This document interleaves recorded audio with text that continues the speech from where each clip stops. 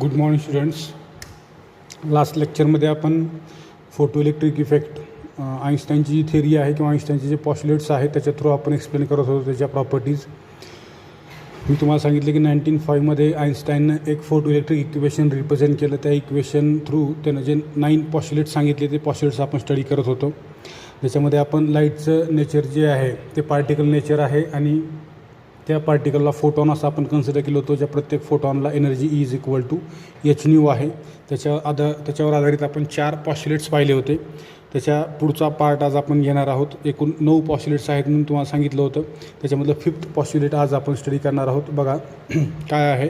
Increasing the incident intensity will increase the number of incident photons and eventually the saturation current. काय सांगितलं मी तुम्हाला, ज्यावेळेस emitter प्लेटवरती पडणारे जे लाईट रॅडिएशन्स आहेत त्या लाईट रॅडिएशनची इंटेन्सिटी इन्क्रीज केली. म्हणजे याचा अर्थ काय केला आपण की लाईटची इंटेन्सिटी मी तुम्हाला सांगितलं की सकाळच्या वेळी ज्यावेळेस सूर्य उगवतो त्यावेळेस आपण पाहतो की सूर्याचा जो प्रकाश आहे त्याची इंटेन्सिटी कशी असते, एक किंवा लो लेवलला असते खूप. आपल्याला तो प्रकाश एकदम जे आपल्या शरीरावरती किती वेळ जरी पडला तरी आपल्याला त्याचा काही इफेक्ट होत नाही. परंतु तोच सूर्य ज्या वेळेस दुपारच्या वेळी आपल्या डोक्यावरती येतो असं ज्यावेळेस आपण म्हणतो त्यावेळेस 11 ते 2च्या दरम्यान जो सूर्याचा प्रकाश आहे किंवा ती जी इंटेन्सिटी आहे ती इंटेन्सिटी आपल्याला सहन होत नाही. याचा अर्थ काय झालं की इंटेन्सिटी म्हणजे काय, प्रकाशाची तीव्रता, बरोबर आहे. ती तीव्रता वाढल्याच्या नंतर म्हणजे इंटेन्सिटी जर वाढली तर काय होईल, तर त्या लाईट रेडिएशनमध्ये प्रेझेंट असणारे जे नंबर ऑफ फोटॉन्स आहेत त्या नंबर ऑफ फोटॉन्सची जी संख्या आहे किंवा नंबर ऑफ फोटॉन्स इन्क्रीज होतील आणि त्याच्यामुळं काय होईल, सॅच्युरेशन करंटची जी व्हॅल्यू आहे, काल आपण सॅच्युरेशन करंट I0 स्टडी केला होता. याच्यामध्ये आपण ग्राफ थ्रू पाहिलं होतं की ज्यावेळेस या डायरेक्शनला आपण पोटेन्शियल वाढवत गेलो, पॉझिटिव्ह पोटेन्शियल, तर करंटमध्ये कशा पद्धतीनं व्हॅरिएशन होतं ते आपण स्टडी केलं होतं. अशा पद्धतीनं करंट व्हॅरी झाला होता.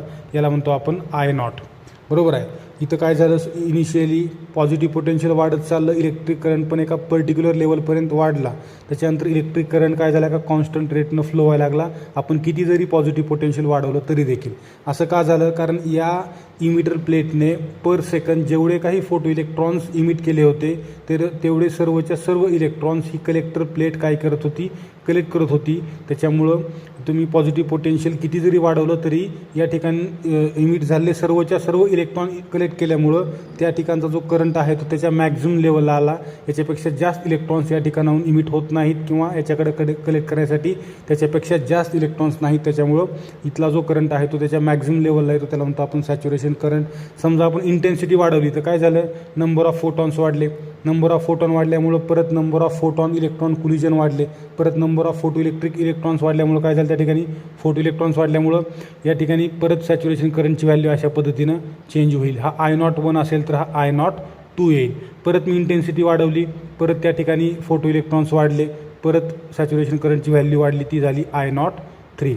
अशा पद्धतीनं आपण या ठिकाणी काय म्हणू शकतो की इन्सिडंट रॅडिएशनची जी इंटेन्सिटी आहे ती इन्क्रीज झाल्यानंतर नंबर ऑफ फोटॉन्स इन्क्रीज होतील. त्याच्यामुळे number of photons electron collision वाढतील आणि नंबर ऑफ फोटो इलेक्ट्रॉन्स बाहेर पडतील तेवढे जास्त, आणि त्या प्रमाणामध्ये सॅच्युरेशन करंट देखील काय होईल, इन्क्रीज होईल. हे त्याचं काय आहे, 5th पॉस्युलेट आहे. त्याच्यानंतर 6th पॉस्युलेट काय आहे बघा, इम्पॉर्टंट आहे हे. If the frequency of incident radiation is more than the threshold frequency. ज्यावेळेस हे पडणारे लाईट रॅडिएशन्स आहेत या लाईट रॅडिएशनची फ्रिक्वेन्सी ही थ्रेशोल्ड फ्रिक्वेन्सीपेक्षा जास्त असेल. कारण मी तुम्हाला काल सांगितलं होतं थ्रेशोल्ड फ्रिक्वेन्सी म्हणजे काय आहे, एक मिनिमम फ्रिक्वेन्सी ज्या फ्रिक्वेन्सीला इलेक्ट्रॉन्स जस्ट इमिटर प्लेटमधून बाहेर पडतात त्याला म्हणतो आपण थ्रेशोल्ड. त्याच्यापेक्षा जास्त असेल तर काय होतं, इलेक्ट्रॉन्स इमिट होतात आणि या डायरेक्शनला ट्रॅव्हल करतात असं मी तुम्हाला सांगितलं होतं, बरोबर आहे. मग इथं काय म्हणलं त्यांनी, if the frequency of incident radiation is more than threshold frequency then the energy φ0 is used by the electron to escape from the metal surface and remaining energy of photon becomes the kinetic energy of the electron. आता याच्यामध्ये बघा फोटॉनला energy किती आहे, प्रत्येक फोटॉनमध्ये same amount of energy present असते. जेवढी त्या लाईट रॅडिएशनची फ्रिक्वेन्सी आहे त्याच्या प्रपोर्शनलमध्ये किंवा त्याच्या प्रमाणामध्ये त्या फोटॉनमध्ये एनर्जी प्रेझेंट असते. मग समजा आपण काय केलं, या ठिकाणी पडणारे जे लाईट रॅडिएशन्स आहेत त्याची फ्रिक्वेन्सी आपण न्यू ठेवली, बरोबर आहे. तर त्या प्रत्येक फोटॉनमध्ये असणारी energy is equal to h एवढी असेल. मग काय होईल, ज्यावेळेस फोटॉन आणि इलेक्ट्रॉन कोलिजन होईल, फोटॉन आणि इलेक्ट्रॉन कोलिजन होईल त्यावेळेस काय होईल, entire energy of photon is transfer to the electron. म्हणजे इलेक्ट्रॉनला आता एच न्यू एवढी एनर्जी भेटली. आता या एनर्जीचा यूज तो कसा करणार, तो सुरुवातीला ती जी एनर्जी आहे एच न्यू एवढी energy, this amount of energy is used by electron to escape itself from the photosensitive plate. That means photo electric work function. त्या एनर्जीचा काही पार्ट हा electron photo electric work function म्हणून use करेल आणि remaining part of the energy is used as a kinetic energy. If there is no any other, समजा त्या ठिकाणी कुठल्याही प्रकारचा एनर्जीचा लॉस झाला नाही, if there is no any other loss of energy, then total remaining energy is used as a kinetic energy of electron. मी काय म्हणलं, याच्यामध्ये इलेक्ट्रॉनला टोटल एनर्जी फोटॉनकडून भेटली एच न्यू, त्याच्यामधला काही पार्ट इलेक्ट्रॉननं स्वतःला एस्केप करण्यासाठी वापरला आणि रिमेनिंग पार्ट जो आहे तो एनर्जीचा पार्ट, त्याच्यामध्ये ती एनर्जी इलेक्ट्रॉननं इतर कुठल्याही गोष्टीसाठी नाही वापरली. म्हणजे याचा अर्थ की समजा लाईट रेडिएशनची फ्रिक्वेन्सी खूप जास्त आहे तर अपर लेअरमधला इलेक्ट्रॉन तर बाहेर पडेलच, पण त्याच्या खालची जी लेअर आहे किंवा आतमधली जी लेअर आहे इनर मोस्ट लेअर, त्याच्यामधून देखील इलेक्ट्रॉन्स बाहेर पडतील. मग ते इलेक्ट्रॉन बाहेर येत असताना वरच्या लेअरमध्ये इलेक्ट्रॉनसोबत कोलाईड होतील किंवा दोन इलेक्ट्रॉन एकमेकासोबत कोलाईड होतील, टक्कर होईल आणि परत पुढे इलेक्ट्रॉन्स ट्रॅव्हल करतील. बरोबर आहे. परत या ठिकाणी असणारं जे पोटेन्शियल आहे स्टॉपिंग पोटेन्शियल, ते स्टॉपिंग पोटेन्शियल म्हणजे थोडक्यात रिटार्डिंग पोटेन्शियल, त्याला देखील इलेक्ट्रॉनला काय करावं लागेल, फेस करावं लागेल. म्हणजे याचा अर्थ काही प्रमाणामध्ये त्याची एनर्जी वेस्ट होईल आणि असं जर नाही झालं समजा तर त्याची टोटल एनर्जी ही कायनेटिक एनर्जी म्हणून यूज केली जाते. हे जे इक्वेशन आहे याच इक्वेशनला काय म्हणतो आपण, photo electric equation given by Einstein. K E max is equal to h nu minus phi naught, h nu minus phi naught, यालाच म्हणतो आपण photo electric equation. K E max is equal to h nu minus phi naught. आता बघा त्याने काय सांगितलं, this equation is known as photo electric equation. K E max depends on the material of the emitter plate and varies linearly with the incident frequency new. It is independent of intensity of incident radiation. त्यांनी काय सांगितले, kinetic energy जी आहे इलेक्ट्रॉनची ती कशावर depend आहे, on the material of emitter plate. कुठल्या प्रकारचं मटेरियल तुम्ही त्या इमिटर प्लेटमध्ये वापरलेलं आहे. दुसरी गोष्ट त्यांनी काय सांगितलं आपल्याला, it varies linearly with the incident frequency.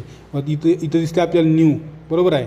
New म्हणजे काय आहे, फ्रिक्वेन्सी ऑफ इन्सिडेंट रेडिएशन आहे. ती जर चेंज झाली तर काय होईल, त्या ठिकाणी कायनेटिक एनर्जी देखील चेंज होईल. जेवढी फ्रिक्वेन्सी जास्त असेल तेवढी फोटॉनची एनर्जी जास्त असेल, त्याच्यामुळं तेवढी त्या इलेक्ट्रॉनची कायनेटिक एनर्जी जास्त असेल. असं का बरं होते, कारण जर समजा आपण इमिटर प्लेट एकाच मटेरियलची वापरली असेल तर त्याच्यामधल्या प्रत्येक इलेक्ट्रॉनला सेम अमाऊंट ऑफ एनर्जी लागेल स्वतःला एस्केप करण्यासाठी, आणि जो काही रिमेनिंग पार्ट ऑफ एनर्जी आहे तो सर्वच्या सर्व पार्ट तो काय करेल, ॲज अ कायनेटिक एनर्जी म्हणून यूज करेल. म्हणून मी या ठिकाणी म्हणलं की फ्रिक्वेन्सी जर वाढली तर कायनेटिक एनर्जी देखील काय होते, इन्क्रीज होते. दुसरी गोष्टीने एक सांगितले की या ठिकाणी जे पडणारे लाईट रेडिएशन्स आहेत त्या लाईट रेडिएशनची इंटेन्सिटी आपण किती जरी वाढवली तर त्या ठिकाणी कायनेटिक एनर्जीवरती कुठल्याही प्रकारचा इफेक्ट होत नाही, कारण इन्सिडेंट रेडिएशनची इंटेन्सिटी इन्क्रीज झाली तर काय होईल, फक्त नंबर ऑफ फोटॉन्स इन्क्रीज होतील. त्याच्यामुळं फोटो इलेक्ट्रिक करंट जो सॅच्युरेशन करंट आहे त्याची व्हॅल्यू चेंज होऊ शकते. आता याच्यानंतर बघा 7th आहे, the electrons that are emitted from the metal surface have different kinetic energies. आता इथं त्यांनी आणखीन एक गोष्ट सांगितली काय, की इमिटर प्लेटमधून बाहेर पडणारे जे इलेक्ट्रॉन्स आहेत त्यांची कायनेटिक एनर्जी डिफरंट असेल. कशामुळं बघा, आता समजा आपण कन्सिडर केलं एक इलेक्ट्रॉन आहे त्याला H nu is equal to 100 electron volt एवढी एनर्जी मिळाली. दुसरा इलेक्ट्रॉन आहे त्याला पण फोटॉनकडून 100 इलेक्ट्रॉन वोल्ट एवढीच एनर्जी मिळाली. त्याच्यानंतर तिसरा इलेक्ट्रॉन आहे त्याला देखील फोटॉनकडून 100 इलेक्ट्रॉन वोल्ट एवढीच एनर्जी मिळाली. असं कशामुळे झालं, कारण प्रत्येक लाईट रेडिएशनची जी फ्रिक्वेन्सी आहे ती फ्रिक्वेन्सी कशी आहे, कॉन्स्टंट आहे. आणि फ्रिक्वेन्सीवर काय डिपेंड आहे, तर एनर्जी ऑफ फोटॉन डिपेंड आहे. बरोबर आहे. प्रत्येक फोटॉनची एनर्जी ही सेम असते. मी तुम्हाला सांगितलं फ्रिक्वेन्सी कॉन्स्टंट आहे, प्रत्येक फोटॉनची एनर्जी सेम आहे. म्हणजे याचा अर्थ काय म्हणू शकतो आपण, during the collision every photon transfer equal amount of energy to the electron. प्रत्येक फोटॉन हा इलेक्ट्रॉनला same amount of energy transfer करतो. आता याच्यानंतर महत्त्वाची गोष्ट म्हणजे काय, ही जी काय एनर्जी प्रत्येक इलेक्ट्रॉनला भेटली याच्यामधला प्रत्येक इलेक्ट्रॉन 2 इलेक्ट्रॉन वोल्ट एवढी एनर्जी काय करेल, स्वतःला एस्केप करण्यासाठी यूज करेल. आता हे आपण फॉर एक्झाम्पल सांगत आहोत. समजा आपण या ठिकाणी मी तुम्हाला चार्ट दाखवला पाठीमागं, त्याच्यामध्ये आपण डिस्कस केलं होतं की डिफरंट फोटोसेन्सिटिव्ह मटेरियलच्या ज्या ह्याच्या आपल्या ज्या व्हॅल्यूज आहेत कशाच्या फोटो इलेक्ट्रिक वर्क फंक्शनच्या त्या व्हॅल्यूज फिक्स्ड असतात, बरोबर आहे. म्हणजे याचा अर्थ प्रत्येक इलेक्ट्रॉनला फोटोसेन्सिटिव्ह मटेरियलमधून बाहेर पडण्यासाठी 2 इलेक्ट्रॉन वोल्ट एवढीच एनर्जी लागेल. मग आता काय झालं, समजा एक इलेक्ट्रॉन आहे, त्या इलेक्ट्रॉनच्या बाबतीमध्ये काय झालं, समजा त्यानं 2 इलेक्ट्रॉन वोल्ट एवढी एनर्जी यूज केली आणि हा इलेक्ट्रॉन कुठंही कोलाईड झाला नाही, तर काय झालं 98 इलेक्ट्रॉन वोल्ट एवढी सर्वच्या सर्व एनर्जी तो काय करेल, ॲज अ कायनेटिक एनर्जी म्हणून यूज करेल. समजा एक दुसरा इलेक्ट्रॉन आहे, त्याची एनर्जी आहे 2 इलेक्ट्रॉन वोल्ट, पण याच्यामध्ये काय झालं, हा इलेक्ट्रॉन ज्यावेळेस एस्केप होत होता त्यावेळेस त्या ठिकाणी नंबर ऑफ कोलिजन्स झाले इतर इलेक्ट्रॉनसोबत, त्याच्यामुळे समजा याला फक्त 90 इलेक्ट्रॉन वोल्ट एवढीच एनर्जी भेटली. सिमिलरली तिसऱ्या इलेक्ट्रॉनच्या बाबतीमध्ये काय झालं, यानं 2 इलेक्ट्रॉन वोल्ट एवढी एनर्जी यूज केली, परंतु त्याची आणखीन काही एनर्जी स्पेंड झाली कशामध्ये, during the collision with other electrons. Therefore त्याला मिळणारी जी एनर्जी आहे ती किती असेल, 80 इलेक्ट्रॉन वोल्ट एवढी असेल. मग ह्या ज्या काही एनर्जीज आहेत रिमेनिंग एनर्जी, या एनर्जीचा यूज ते इलेक्ट्रॉन्स काय करतात, ॲज अ कायनेटिक एनर्जी म्हणून यूज करतात. म्हणजे या ठिकाणी आपण काय म्हणू शकतो की जरी समजा प्रत्येक इलेक्ट्रॉनला मिळणारी जी एनर्जी आहे फोटॉनकडून ती जरी सेम असली तरी प्रत्येक इलेक्ट्रॉनची कायनेटिक एनर्जी ही कशी असते, डिफरंट असते. ठीक आहे, हे झालं त्यांचं 7th पॉस्ट्युलेट. आता याच्यानंतर नंबर 8 पहा. If the ejected electrons have kinetic energy more than EV0 electrons can reach the collector. आता याच्यामध्ये काय म्हणलं आहे, जो इमिटर प्लेटमधून इजेक्ट झालेला जो इलेक्ट्रॉन आहे याच्यामध्ये आणखीन एक गोष्ट म्हणजे महत्त्वाची काय, KE max is equal to EV0. हे एक इक्वेशन त्यानं सांगितलं होतं.